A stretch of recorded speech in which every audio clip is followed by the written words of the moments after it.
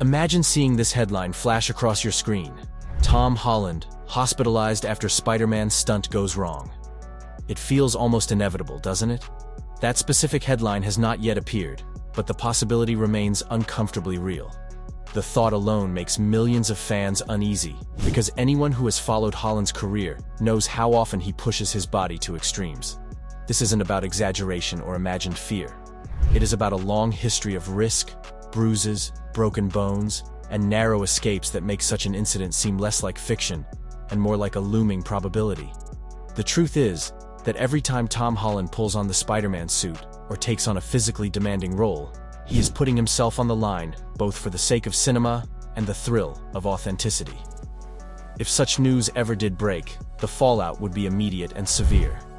An injury to Holland would not only be a personal tragedy, but a colossal disruption for an entire industry built around his name.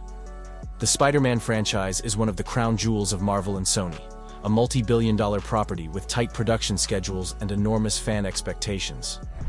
A serious accident could delay a film for months or even years, costing hundreds of millions of dollars. Studios would be forced into frantic crisis meetings, rewriting release calendars, contacting insurers, and negotiating with nervous investors.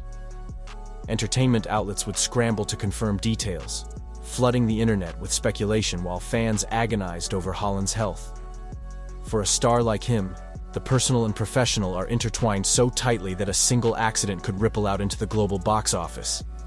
And yet, if that kind of headline shocks people, it shouldn't. Because the risk has always been there. Holland's career is defined by a physicality few actors can match, a combination of natural athleticism and relentless dedication that has both propelled him to stardom and placed him in harm's way countless times. His story begins not in Hollywood, but on a stage in London's West End, where a 9-year-old boy enrolled in hip-hop classes caught the eye of a choreographer. That discovery led him to the world of Billy Elliot the musical. To prepare for the role, Holland spent years training in ballet, tap, and acrobatics. That rigorous physical education shaped his body and mind, instilling a level of discipline that later made him perfect for Spider-Man. When auditions for Peter Parker came around, Holland's preparation gave him a distinct advantage. He didn't just read lines, he leapt into flips, somersaults, and wall-scaling tricks that left producers convinced they had found the real-life version of the character. From the start, his Spider-Man was grounded not just in charm, but in athletic authenticity. That commitment has been his calling card ever since, but it is also the root of his greatest vulnerability. Every stunt he insists on performing carries risk, and Holland is notoriously prone to accidents. He has broken his nose 3 times, each story more chaotic than the last. The first time came during the filming of The Lost City of Z in 2015, when he attempted a celebratory backflip on his final day of shooting. Instead of sticking the landing, he smashed face first into the ground.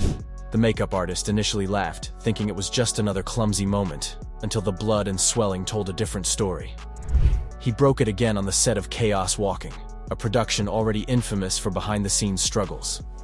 Not long after, it happened once more, possibly during the same film or while filming Avengers: Endgame. The timeline so compressed that even Holland himself has joked about losing track. Then there was Uncharted, a film that pushed him beyond anything he had endured before. The action sequences were grueling, filled with wirework, brawls, and elaborate chases.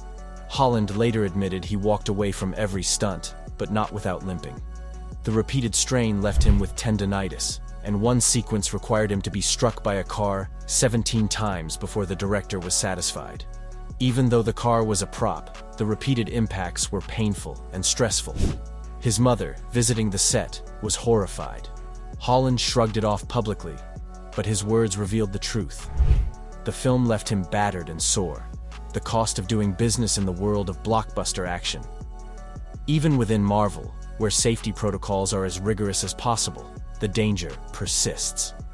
During Spider-Man: Homecoming, the creative team built set pieces to highlight Holland's agility, but bigger stunts meant bigger stakes. The Washington Monument sequence required him to perform at heights that made him nervous despite every precaution. These nerves are not signs of weakness, but evidence of just how perilous such feats remain, even with safety nets, harnesses, and professional stunt teams. The MCU may look glossy and invincible on screen, but behind the camera, bruises, sprains, and close calls are routine. For Holland, the line between performance and peril has always been thin. The larger question, then, is about the balance between authenticity and safety. Fans love seeing Holland flip through the air and sell Spider-Man's agility with his own body, rather than relying solely on CGI or doubles. That realism is part of what makes his performance so beloved. But where do we draw the line? At what point does dedication become recklessness? Hollywood has long glorified actors who put themselves in danger for a role. But the industry has also witnessed tragedies when risks went too far. For Holland, the cumulative effect of countless injuries could one day have lasting consequences. If a major accident were to happen, it wouldn't be dismissed as a freak occurrence. It would be viewed as the culmination of years of risk-taking. A broken bone is inconvenient, but damage to the head, spine, or internal organs could alter not just his career, but his life. The pressure would then shift to Marvel and Sony, who would face questions about why such risks were allowed in the first place. Were the stunts necessary? Could CGI have achieved the same result? Did the studio prioritize spectacle over the health of its star? These questions would dominate headlines, and the answers would determine not just the future of the Spider-Man franchise, but broader industry standards for stunt work. The Spider-Man films are more than just movies. They are cultural events. Tom Holland is the centerpiece of an entire generation's relationship with the character. If he were sidelined by injury, the disruption would be enormous. Rumors already circulate about a new trilogy that will take Spider-Man into darker, more grounded territory, focusing on a street-level hero grappling with adulthood. But all of that depends on Holland remaining healthy enough to carry the story forward. Without him, Marvel might be forced to recast or reinvent the character, a prospect that would alienate millions of fans who see him as the definitive Peter Parker. Holland himself has acknowledged the toll of his work.